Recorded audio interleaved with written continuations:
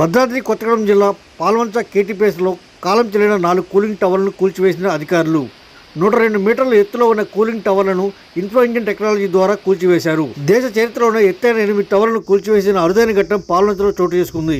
జెన్కో అధికారుల పర్యవేక్షణలో కూలింగ్ టవర్లను కూల్చివేశారు.